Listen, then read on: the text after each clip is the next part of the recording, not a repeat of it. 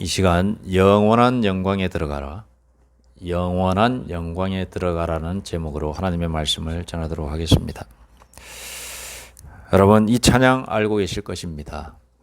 내 주는 강한 성이요 방패와 병기 되시니 큰 환난에서 우리를 구하여 내시리로다. 옛 원수 마귀는 이때도 힘을 써 모략과 권세로 무기를 삼으니 천하에 누가 당하랴. 2절에 내 힘만 의지할 때는 패할 수밖에 없도다. 힘 있는 장수 나와서 날 대신하여 싸우네. 이 장수 누군가? 주 예수 그리스도 만군의 주로다. 당할 자 누구랴? 반드시 이기리로다. 3절 이 땅에 마귀 들끓어 우리를 삼키려 하나 겁내지 말고 섰거라. 진리로 이기리로다. 친척과 재물과 명예와 생명을 다 빼앗긴데도 진리는 살아서 그 나라 영원하리라. 아멘. 이 찬양은 그 유명한 사람이 지었습니다. 그 유명한 사람은 누구냐? 마틴 루터가 되겠습니다. 마틴 루터가 누구냐? 마틴 루터는 독일의 종교 개혁자가 되겠습니다. 오늘은 종교 개혁 주일입니다. 1517년 비텐베르그 대학, 독일의 비텐베르그 대학 교회가 있었는데 그 대학교의 정문에다가 95개조 반박문 이렇게 해서 95개의 로마 천주교죠. 당시 로마 가톨릭, 로마 천주교에 대항하여서 뭐가 잘못되었다라고 하는 95개의 그러한 반박문을 마틴 루터가 탁 하니 기록하여서 그 정문에다가 박아놨습니다. 그렇게 시작된 개혁이 바로 종교개혁이 되겠습니다. 그러니까 1517년 10월 31일인데 그러면 왜 10월 31일 날 안 지키느냐? 그냥 이렇게 주일로 지키기 때문에 그 마지막 제주를, 그러니까 10월 마지막 제주를 종교개혁 주일로 지키기도 하고, 이제 독일에 가면은 그 다음 주, 그러니까 11월 첫째 주를 종교개혁 주일로 지키기도 한다라고 이렇게 요즘 이렇게 전통적으로 이렇게 내려오고 있습니다. 마틴 루터는 종교개혁을 시작함에 있어서 두렵고 떨림으로 임했다라고 전기에 보니까 기록되어 있습니다. 그러니까 배짱이 좋아가지고 내 한번 해보겠다, 악으로 깡으로 해보겠다 한 것이 아니라 두렵고 떨림으로 이 종교개혁을 시작한다라고 이렇게 기록하고 있습니다. 우리가 언뜻 생각하기에는 와, 배짱이 좋은 사람, 정말로 어디에 주변 상황에 잘 휘둘리지 않는 사람이 이런 참 위대한 일을 했을 거다 이렇게 생각을 하고 짐작했을 것인데, 참 우리가 그런 일이 있지 않습니까? 어떤 큰 일을 한 사람은 사람을 만나서 대화를 하고 이렇게 하면 대화를 해보니까 이 사람 정말 비범한 사람이구나, 보통 사람이 아니구나, 이것을 판단하고는 그래서 이런 일을 했구나, 참 이 사람 대단하다 이렇게 우리가 생각을 언뜻 들기도 하지 않습니까? 그리고 그런 사람들이 있는 것은 사실입니다. 그러나 이 마틴 루터는 전혀 그런 사람이 아니었습니다. 전혀 그런 사람이 아니었습니다. 오히려 소심하고 굉장히 쉽게 의기소침하는 사람이었다라고 전기에 보면 기록되어 있습니다. 그리고 그는 아버지의 말, 쉽게 말해서 어른의 말을 굉장히 순종 잘하고, 설령 자기의 마음에 맞지 않더라도 그것에 대해서 고개 숙이고 예 알겠습니다라고 하는 굉장히 유순한 사람이었다라고 기록되어 있습니다. 참 의외지요. 종교개혁을 하면서 그렇게 위협을 당하고 그랬음에도 불구하고 끝까지 잘 완수했는데 그런 심성을 가진 사람이 아니었다라고 하는 것에 우리는 주목해 보아야 된다라고 하는 것입니다. 종교개혁에 5대 표가 있습니다. 솔라 스크립투라, 오직 성경입니다. 솔루스 크리스투스, 오직 그리스도. 솔라 피데, 오직 믿음이. 솔라 그라티아, 오직 은혜. 솔리데오 글로리아, 오직 하나님께 영광. 요 5가지를 이 종교개혁의 기치로 걸고 이렇게 시작을 하였던 것입니다. 그래서 1517년 10월 31일 마틴 루터가 시작한 이 종교개혁이 이제 번지기 시작하는 것이요. 전 유럽으로. 프랑스로, 스위스로 이렇게 번지기 시작합니다. 거기서 우리가 또 우리 장로교의 이 시작을 알리는 이 깔뱅이 또 이렇게 종교개혁의 또 한 큰 산맥으로 이렇게 또 우뚝 서게 되는 것이고, 그의 후배지요. 마틴 루터의 후배가 되겠습니다. 다른 이런 주류지만은 이렇게 종교개혁이 어찌되었든 마틴 루터에 의해서 이렇게 시작됐다라고 하는 것입니다. 그렇다면 종교개혁주의를 맞이하여 오늘을 살고 있는 우리 그리스도인들에게 주시는 하나님의 뜻은 무엇일까? 이 점에 대해서 우리는 생각해 보아야 됩니다. 첫째로, 종교개혁주의를 맞이하여 오늘날 살고 있는 우리 그리스도인들에게 주시는 하나님의 뜻은 무엇인가? 첫째, 현재 교회가 바른 신앙의 정도를 지키고 있는가 하는 것입니다. 현재 존재하는 우리 한국교회, 미국교회, 유럽의 교회, 모든 교회가 그리스도를 주로 삼고 하나님을, 성부 하나님을 믿고 성령 하나님을 우리의 감화와 감동을 주시는 하나님으로 믿는 삼위일체 하나님을 고백하는 정상적인 교회, 개혁주의 신앙을 가진 우리 개신교회. 개신교회란 말은 원래 없는데 뭐 기독교라고 할 때는 개신교와 천주교를 합쳐서 할 때 기독교 뭐 그렇게 이야기하거든요. 그리스도교 이렇게 이야기합니다만 뭐 이렇게 따로 이야기를 들여서 우리 개신교회라고 하겠습니다. 우리 개신교회, 우리 교회, 개혁교회가 나아가야 할 방향이 뭐냐? 이 종교개혁을 맞이하여 현재의 신앙이 어떠한 위치에 있는가를 우리가 알아봐야 된다고 하는 것입니다.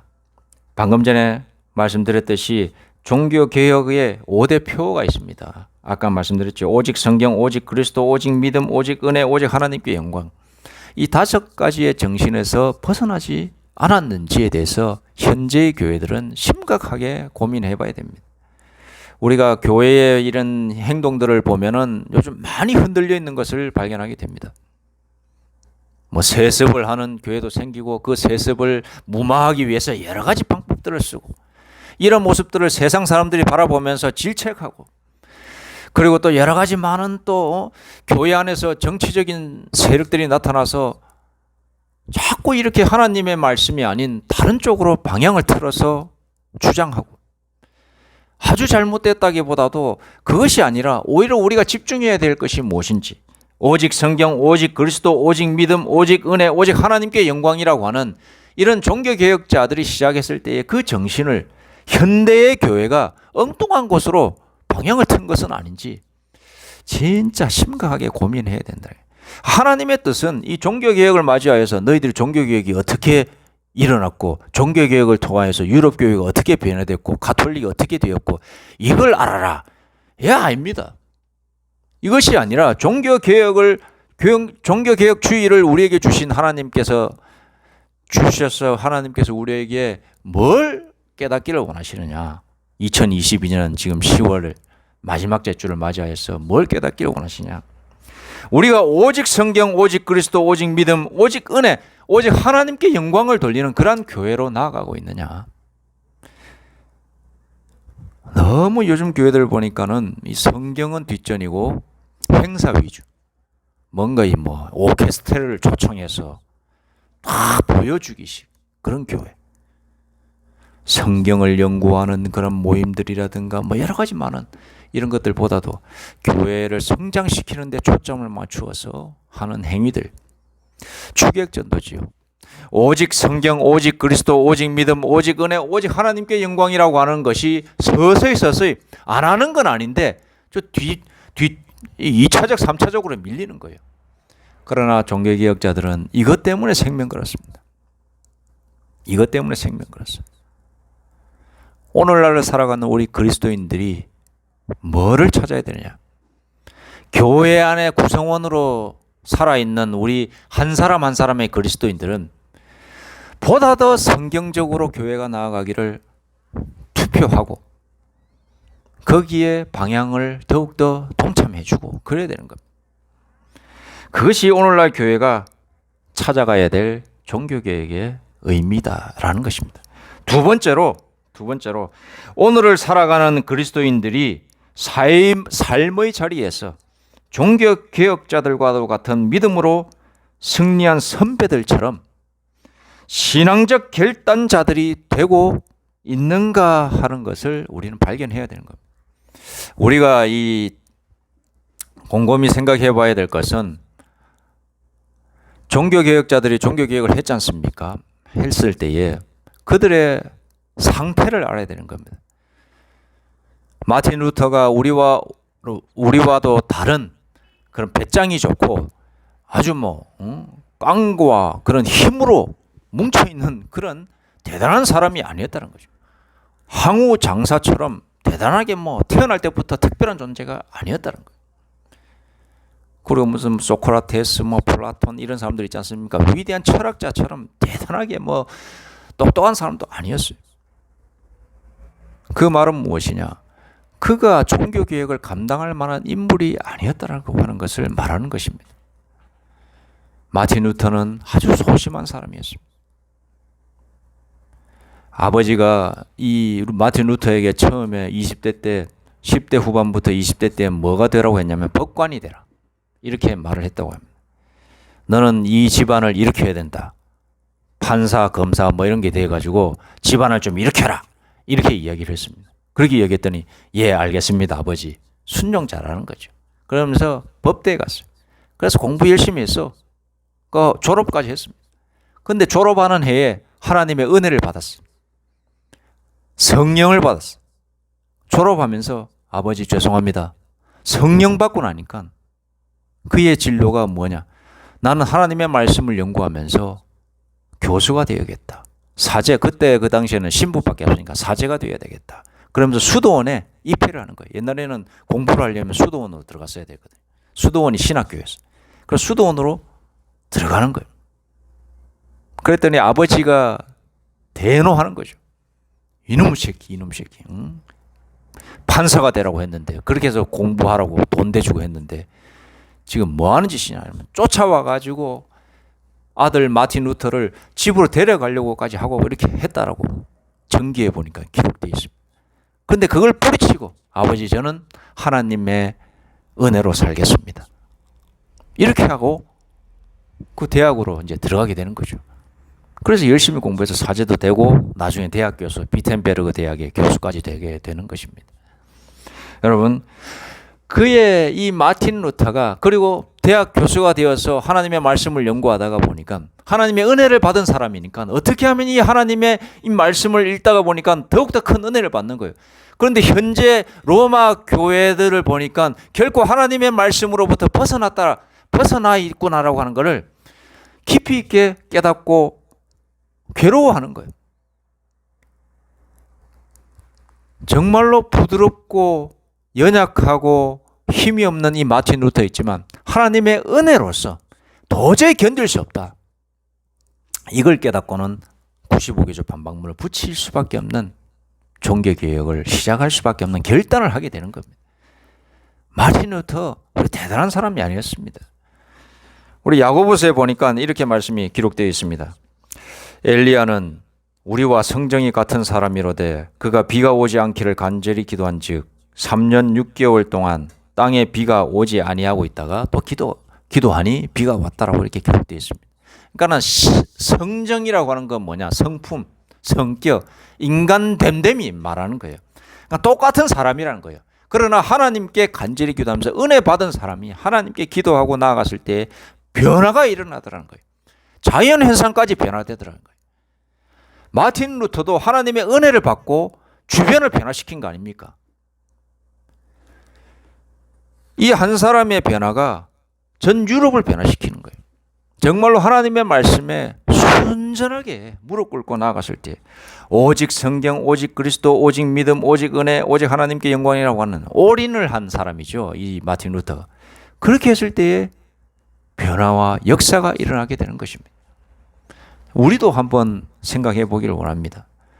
우리가 뭐 연세가 다 다르지만은, 나이가 다 다르지만, 또 남녀노소 뭐 이렇게 나이도 우리가 이렇게 신분과 그리고 우리 성별도 다르지만, 하나님의 은혜를 받은 자는 은혜를 받은 자가 결단함으로 나아가면 특별하게 하나님의 일이 제한당하지 않고 충분히 일어난다고 하는 사실을 우리는 믿어야 되는 것입니다. 우리가 가만히 삶의 자리에서 나도 종교개혁자가 될 수 있다라고 하는 믿음이 있어야 됩니다. 오늘 종교개혁주일인데 이 종교개혁주일을 통하여 우리 그리스도인들에게 오늘 하나님께서 주시는 음성입니다. 나도 종교개혁자가 될 수 있다. 내 삶의 자리에서, 내 현재의 상황 속에서 나도 종교개혁자가 될 수 있다.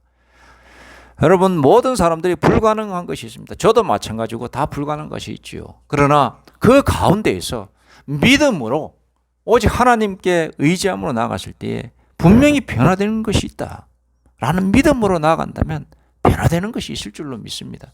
이것이 믿음입니다. 우리의 믿음의 조상들이 있습니다. 예레미야, 이사야, 다윗, 이런 사람들. 다윗 허물이 있지요. 죄가 있습니다. 그러나 그가 다윗인 이유가 뭐냐? 믿음의 표본이 되었던 이유는 뭐냐? 회개를 나아갔다는 거예요. 왕이 되어서 회개할 필요도 없는 것까지 다 회개하는 거예요.